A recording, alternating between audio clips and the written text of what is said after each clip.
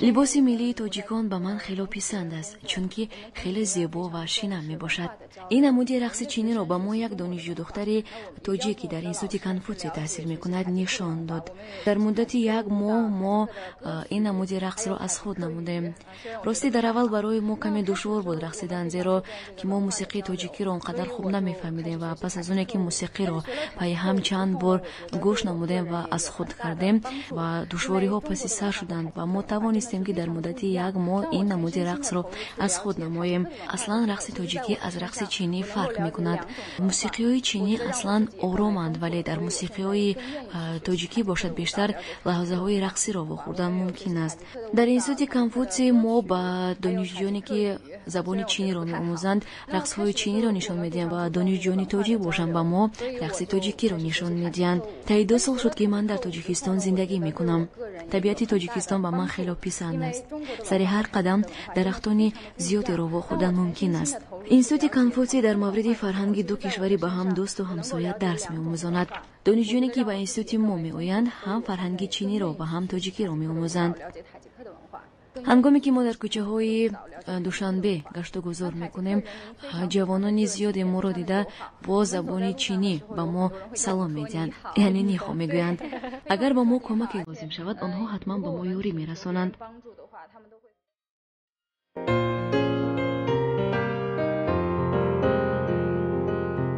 эҳтиром овардан ба яке аз муқаддасоти миллӣ, яъне суруди миллӣ бошад, барои ҳар як донишҷӯи чинӣ боиси افتخار است.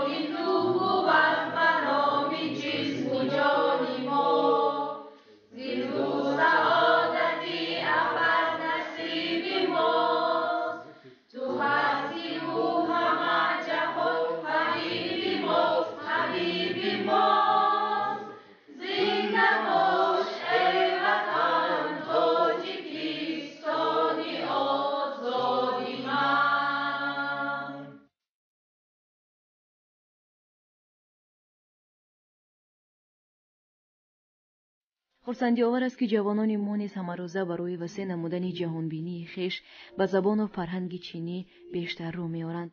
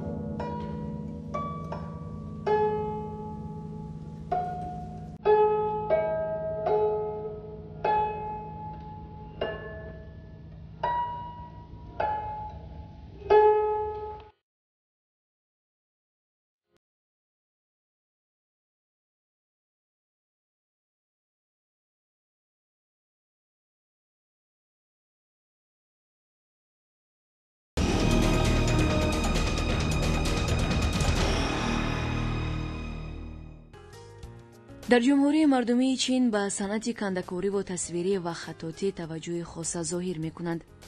از اینجاست که در اکثر دانشکده و دانشگاه‌های عالی این مملکت شعبه و فاکولته‌های هنرمندی و صنعت‌های گوناگون مردمی این کشور آموخته می‌شود. امروز در اینستیتوت کنفوسی دانشگاه ملی جوانان در برابر آموختن علم‌های جهان معاصر همچنین در وقت‌های خالگی کسب‌های زیادی را از بر می‌کنند که محصول دستان آنها کس را به حیرت می‌گذارد.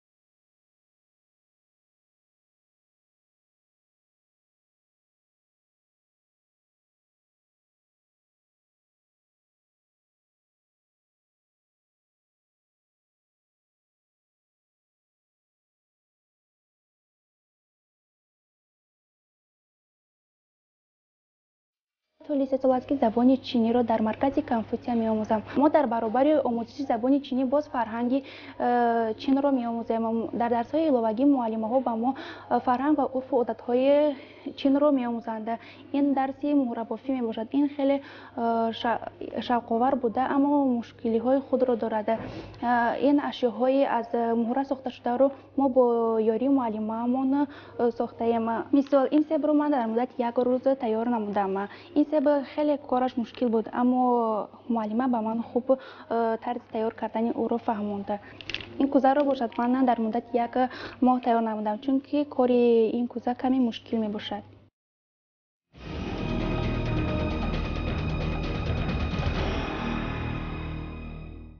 برای بفتن این گونه بازوبند ما باید سراول سراسیمه نشده و آن رو برای زیباتر آمدن آن رو خیلی آهسته اجرا کردن در کار است و وقتی که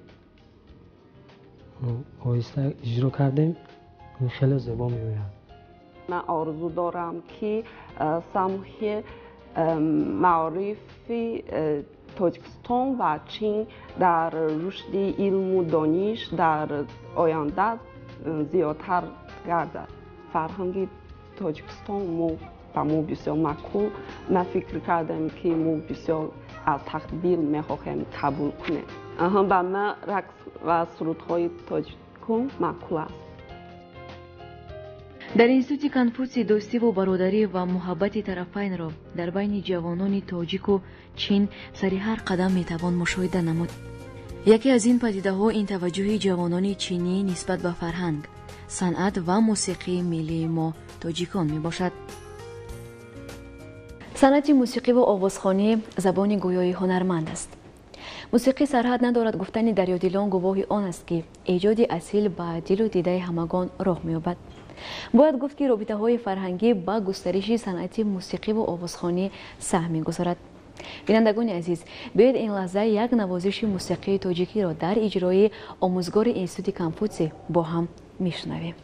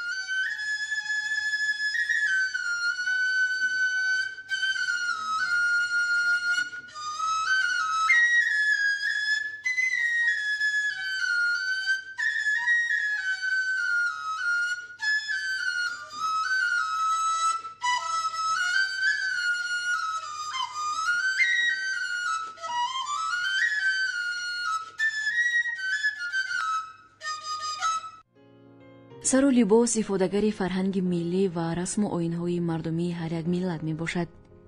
аз ин лиҳоз дар институти конфутсий ба тарғиби либосҳои миллии мардуми чин низ таваҷҷӯҳ зоҳир карда мешавад.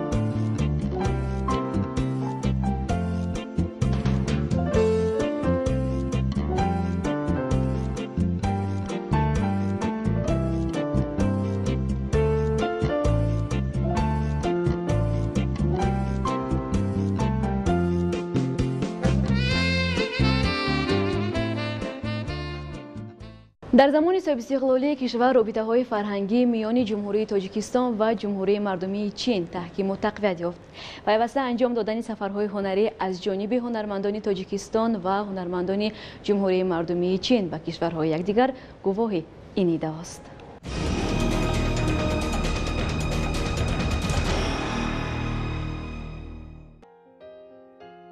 тайёр намудани хӯрокҳои мардумӣ, нӯшокиҳои ташнашикан ва чойҳои гуногуни табобатӣ ба мардуми чин бештар хос буда.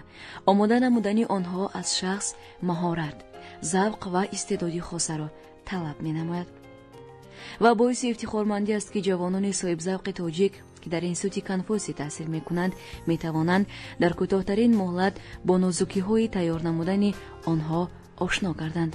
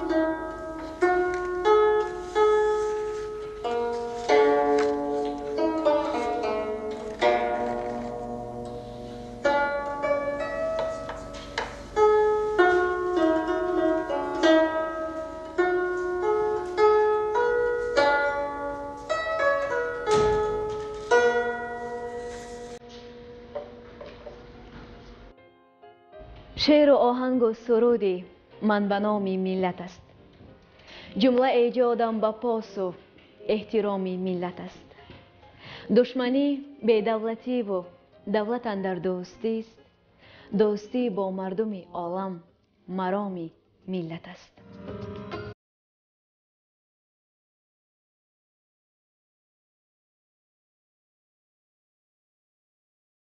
همکاری‌های کشور ما با جمهوری مردمی چین منبع نیز در ساحه‌های علم و معارف، فرهنگ و اقتصادیات و توریسم گسترش یافته.